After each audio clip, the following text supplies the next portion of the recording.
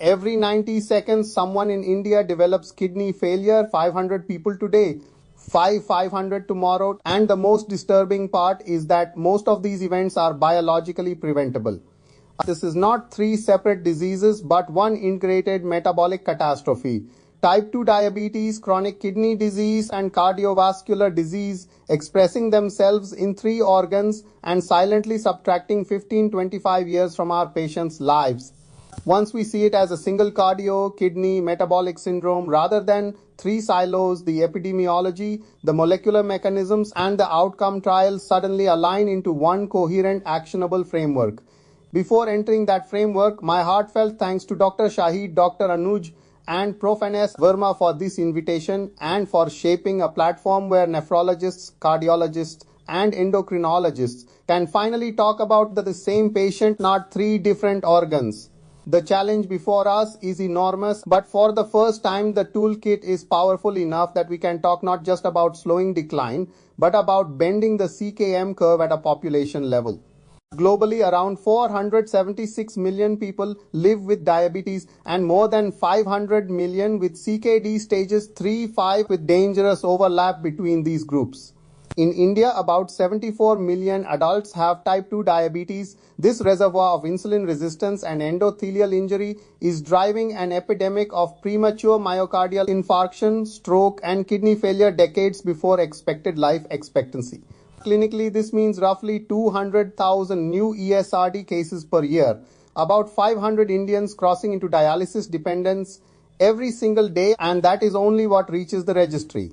For decades, our response has been organ-centric, the endocrinologist chasing HbA1c, the cardiologist chasing blood pressure and LDL, the nephrologist watching eGFR fall and planning access. Each specialty has advanced within its silo, but the system behaves irrationally because it ignores that metformin, statins, ACE inhibitors, ARBs, beta blockers, and diuretics act within one shared biologic network linking glomerular hemodynamics, myocardial energetics, and vascular inflammation. In biochemical reality, there is no renal drug, cardiac drug, or diabetes drug, only agents that hit different nodes of one CKM network for good or for harm. The turning point came between 2015 and 2026. SGLT2 inhibitors arrived and showed us that one drug can simultaneously protect kidney, heart, and metabolism, slowing eGFR decline by about half, reducing heart failure hospitalization by a third, and improving metabolic health. GLP-1 receptor agonists then showed 27% reductions in MACE and clear renal benefits well beyond glucose lowering. Finer known, the selective MRA reduced kidney outcomes by about 18% and heart failure hospitalization by about 31% with far less hyperkalemia and no steroid toxicity. HIFI stabilizers demonstrated that correcting anemia via HEF activation can simultaneously trigger angiogenesis, antioxidant defenses, and metabolic rescue across organs. Atrasentan, an ETCI selective endothelin antagonist, added 35% slowing of CKD progression and 25% fewer CV events. Modern potassium binders finally allowed us to use full-dose ACE-ARB-ARNI and MRA without being paralyzed by hyperkalemia. Even inexpensive bicarbonate therapy showed 45-50% slowing of CKD progression by correcting metabolic acidosis. Behind these therapies sit 5 shared pathways that make CKM one disease: oxidative stress, endothelial dysfunction, NLRP3 inflammasome-driven inflammation, sympathetic overactivity, and ARAS overactivation. Hyperglycemia flips the oxidative master switch. Mitochondrial overload, AG formation, NADPH oxidase activation, and no depletion occur together, damaging heart, kidney, and vessels. Endothelial dysfunction follows: no loss, barrier breakdown, platelet activation, and failed repair, producing the earliest measurable abnormality in CKM. NLRP3 inflammasome activation needs 2 signals: priming via TLR4 and metabolic stress, and activation via K-efflux and cathepsin B, after which IL-1-driven inflammation accelerates fibrosis in heart and kidney. Sympathetic overactivity, fueled by leptin resistance, POMC suppression, and HPA dysregulation, drives renin release, arrhythmias, and hepatic glucose output even when blood pressure appears controlled. IS overactivation completes the loop. ANG2 and aldosterone continue to rise through escape pathways despite ACI-ARB monotherapy promoting vasoconstriction, sodium retention hypertrophy, and fibrosis in all three organs. These five mechanisms do not act in parallel, they amplify each other, creating a vicious cycle, a death spiral. Oxidative stress activates NRP3, NLRP-driven ILL worsens endothelial injury, and RAS activities, SNS, each amplify oxidative stress and endothelial damage further fuels renal and cardiac decline. This is why single-target therapy fails and why integrated multi-pathway therapy succeeds. SGLT2 inhibitors address multiple pathways at once. They induce glycosuria and osmotic diuresis, restore tubuloglomerular feedback and normalize intraglomerular pressure, reduce tubular ATP demand and ROS, and damp NLRP3 and IL-1 mediated inflammation. GLP-1 receptor agonists deliver glucose-lowering, weight reduction, blood pressure improvement, anti-inflammatory effects, and direct cardioprotective actions, explaining the consistent 20-27% MACE reductions across leader. Sustained 6 amplitude and related trials. Finerenone selectively blocks mineralocorticoid receptor at genomic and non-genomic levels, suppressing IL-6 and TFL and reducing fibrosis through TGF-1 modulation, giving additive kidney and heart protection on top of ACE-ARB. HIFI agents like roxadustat and vadadustat stabilize HIFI, upregulating not only EPO but also VGHO1 and GLUT1, thereby improving perfusion, antioxidant capacity, and energy metabolism in ischemic tissues. Atrasentan selectively blocks ETA, reducing pathogenic vasoconstriction, fibrosis, and inflammation while preserving ETB-mediated ET1 clearance and vasodilation, which explains the kidney and CV benefits seen in SONAR. Newer potassium binders like Patiromer and SZC safely lower K by 0.8, 1.0 MEQ and allow 90 PLA of high-risk patients to stay on or escalate as blocking therapy. Bicarbonate at 1.5 G-day reduces ammonia-driven tubular toxicity, suppresses complement activation, and prevents muscle catabolism, roughly halving EGFR decline. To deploy this toolkit rationally, we need precision stratification. APOL1 genotyping is the clearest example. Patients with zero-risk alleles have standard CKD risk and usually decline 3-5 milliliters mean year. Optimized double or triple therapy is often sufficient. Heterozygotes decline 5-7 milliliters mean year. They need aggressive optimization and close monitoring. Homozygotes can lose greater than 10 milliliters mean year and have a 40-60% lifetime risk of FSGS and 60% ESR risk by age 50. They require intensive quadruple therapy together with potassium binders and bicarbonate from the moment of diagnosis. APOL1 testing in India costs roughly 5,000 but can guide 10-15 years of therapy and save 30-40 lakh per high-risk patient by delaying dialysis.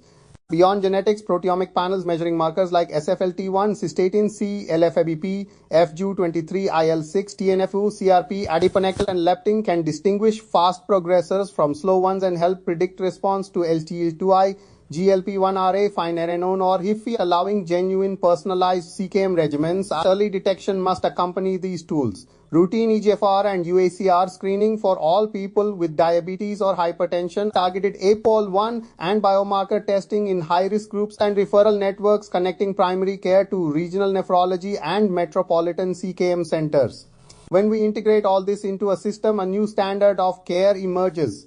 Foundation therapy becomes ICIR-RD plus SGLT2 plus GP1RA plus finerenone with early addition of atrasentan and bicarbonate in proteinuric or acidotic patients.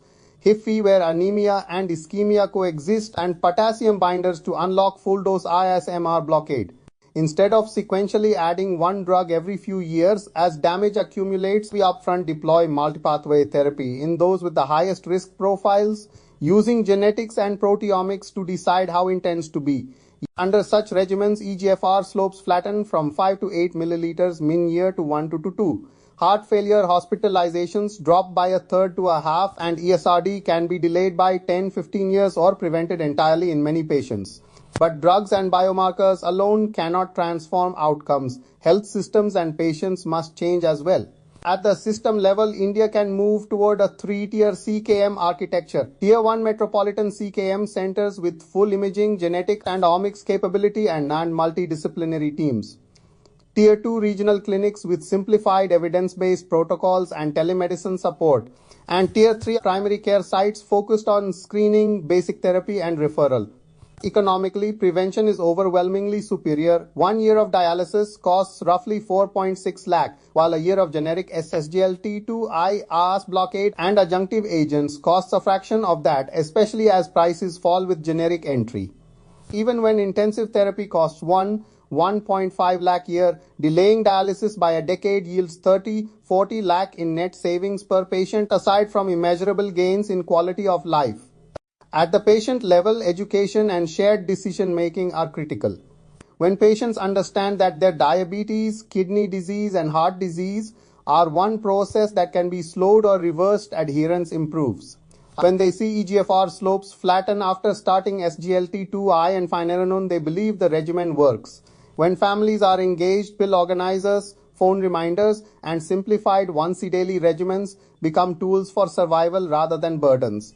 When the time does come to discuss dialysis or transplant, those conversations happen early, with options clearly explained and aligned with patient values, rather than in the emergency room when crash dialysis is the only option. The vision for 2030, if this integrated CKM framework is adopted, is starkly different from today. ESRD incidence can be reduced by 50-60%, CV mortality by 40-50%, and CKD-free longevity extended by 10-15 years for millions. Instead of building ever more dialysis chairs, systems would invest in CKM clinics, biomarker labs, and telenephrology networks. Instead of celebrating slightly lower HbA1c or LDL in separate clinics, teams would track composite CKM endpoints, preserved eGFR, absence of heart failure admissions, freedom from dialysis or transplantation. The most uncomfortable but liberating realization is this: scientifically, we have largely solved the CKM progression problem. We know the pathways. We have effective agents for each: SGLT2I, GLP-1RA, finerenone, HIFI, atrasentan, RAAS blockers, beta blockers, potassium binders, bicarbonate, anti-inflammatories. We know how to stratify risk with APOL1 and emerging proteomics. We understand the economics and the health system models that make prevention affordable. The limiting factors now are not knowledge or molecules, but integration, will, and timing. Integration of specialties, of drug classes, of biomarker data, of health system tiers. Will among clinicians, administrators, and policymakers to move beyond silos and short-term budgets. Timing, because CKM is a disease of slope. Once too much filtration, myocardium or endothelium is lost. No drug can fully restore what is gone. So the central question for us is no longer, can we prevent dialysis, heart failure, and premature death in type 2 diabetes with CKD? The answer to that mechanistically and clinically is yes. The real question is, will we recognize CKM as the single syndrome it is, deploy our full multi-pathway toolkit early and aggressively in those who need it most, and build systems that make this approach available not to a few thousand but to tens of millions? If we choose that path, if cardiologists, nephrologists, and endocrinologists sit at the same table, read the same curves, share the same protocol, and advocate for the same reforms, then the statistics with which we began will change. It will no longer be true that every 90 seconds someone in India crosses into kidney failure. It will be fewer, then fewer still. The curve will bend. And perhaps a decade from now, a 60-year-old man with long-standing diabetes and stage 3 CKD will come to clinic and say, "Doctor, I was told 10 years ago I would be on dialysis by now. Why am I not?" And we will be able to answer simply and truthfully. Because we stopped treating 3 organs in isolation and started treating your cardio, kidney, metabolic disease as one. Because we used the right drugs in the right combinations at the right time. Because we acted before the slope became irreversible. That future is within reach. The science is ready. The question is whether we are.